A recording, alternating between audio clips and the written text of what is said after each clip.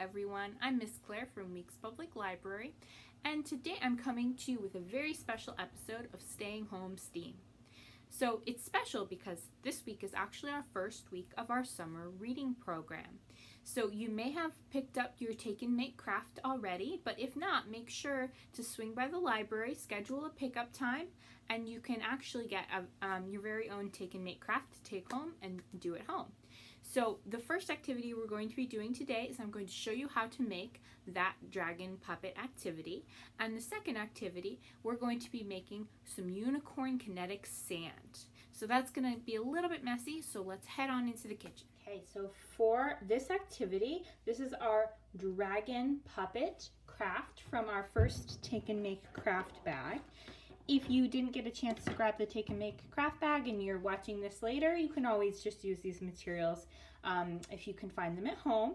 So what I'm going to do is I'm going to take my green strip of paper. It doesn't have to be green, but that's what's packed in your craft bag. It's going to be a long, thick green strip of paper. We're going to fold that right in half, just like that. Okay? And then with the grown-ups' help, you're going to cut a kind of U shape from your paper. Okay, so we're just going to curve it on the front a little bit, just like that. We can put the extra to the side. And now we've got our dragon's face. That was pretty easy. Rawr. Okay, so now we need to make a tiny little hole right here at the fold, right in the center, so that our popsicle stick can go through. So I'm going to cut a little tiny snip, and then I'm going to push my popsicle stick through there. There we go, just like that. Okay, so we're going to put the popsicle to the side so we can finish the rest of the project. And now we have our little pieces of tissue paper and our yellow piece of paper. So what I'm going to work on is the horns and whatever other type of detail you want your dragon to have. So you can make horns that are just triangles if you want to. That looks pretty cute, just like that. Or you can make a curvy horn. So I'm just cutting mine right out, but if you want to trace yours before you cut them, that's also fine. So you can really make these horns however you want to. I think I'm just going to make some straight horns for now. Okay.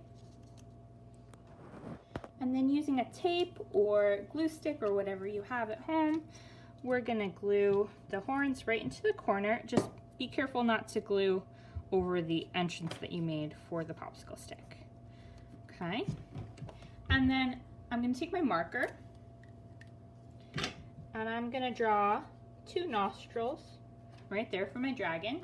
And in your craft kits, you should have some sticker eyes, so you can stick those right on. I don't have any with me at home, so I'm just going to draw my dragon's eyes. And you can also draw whatever else you like. I'm going to draw some little freckles on my dragon. And then we're going to put that to the side for a second. And we're going to take our popsicle stick and our 2 pieces of tissue paper. So the easiest way to do this is using a little bit of just regular Scotch tape or any sort of clear tape. And we do that by just placing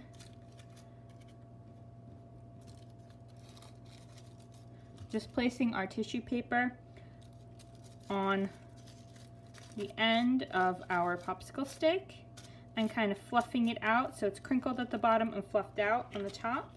And then we're going to take a piece of tape, and this is good if you have a grown-up to help you because it might be hard to hold.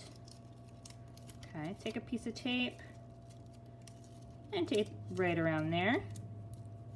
Okay, so you see I have my little flame. So now what we can do is we can take our head and we can put our popsicle stick right through that little hole that we made. And now we've got a fire-breathing dragon.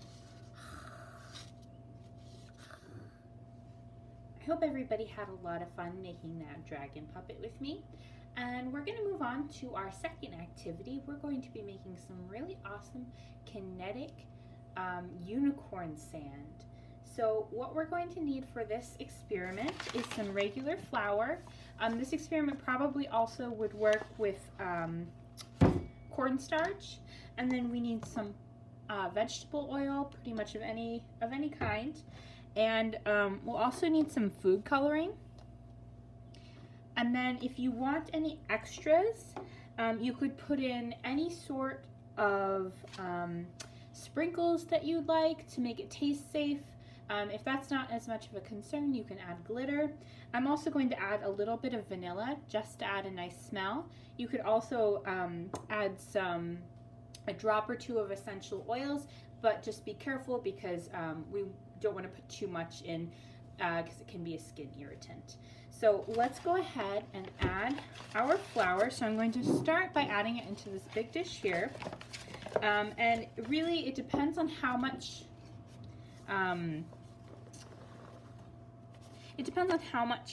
sand you actually want to make. So I'm not putting too much in, but if you wanted to, you could fill a whole tub with this, and it would make a really good afternoon activity. I'm going to add the vegetable oil a little bit at a time.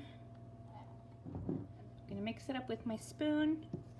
And the consistency that we're going for is really one that's all of the flour has been incorporated, but it's not sticky and it's not wet. It's just damp enough that we can pack it into a little cup to make little sand castles. So I'm going to add some more oil.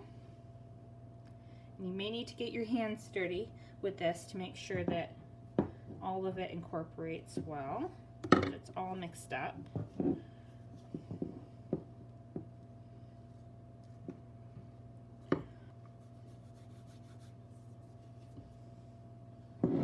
Okay, so right now it's at the perfect consistency. So it still crumbles, but I can pack it together so we can make little castles and stuff. And the next step to making this a unicorn kinetic sand instead of just a regular kinetic sand is to separate this sand into a few different bowls. And what we're going to do is we're going to add food coloring to each of those bowls, and then we're going to bring them all back together. Okay, so once you have separated your sand into a few different bowls, here's what we're going to do. So I'm going to start with this. I think I'm going to make it maybe a nice pink color. You're going to need a smaller little container and some dish soap. Okay, any old dish soap will do.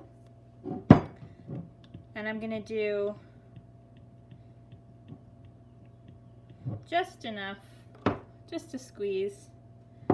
And then I'm going to add my colors right into the dish soap. So I'm going to get my red.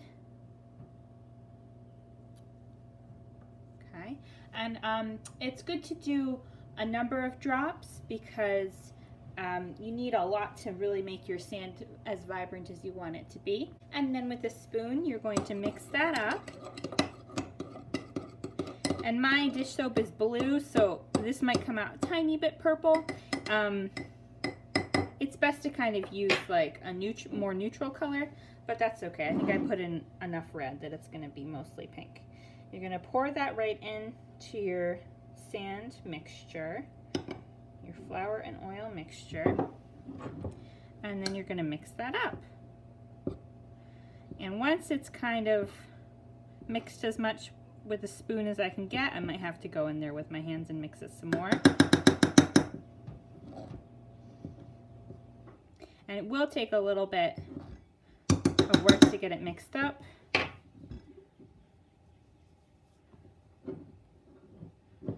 And it's going to be pretty messy, as you can see. All right, so we'll check back once these are all mixed. Okay, so I have my 3 colors all done. I have a nice purple, pink, and blue. So now what I'm going to do is I'm going to add a tiny bit of vanilla extract just for a nice little smell. Just a couple drops in each bowl, and I'll mix those up with my spoon. this is also the stage where you can add in, if you want each color to have a different type of sprinkle or glitter, you can add it in now. I'm going to add my glitter in, or my sprinkles in right at the end, because they're going to go with everything. Okay, so once that vanilla extract, lovely smell, is mixed in, we're going to take our big tray again. Alright, and we're going to put our colors back in. And they will mix eventually, but they're going to hold their colors for a little while. I've got my pink, my purple, and my blue. And then just for fun, I'm going to add my sprinkles.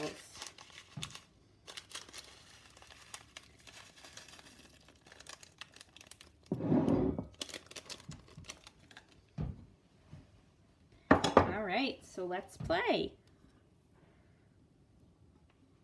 Thank you so much for joining me for today's episode of Staying Home STEAM on magical creatures. I hope to see you next week when we're going to be talking about magic and witches and wizards. All right, bye-bye.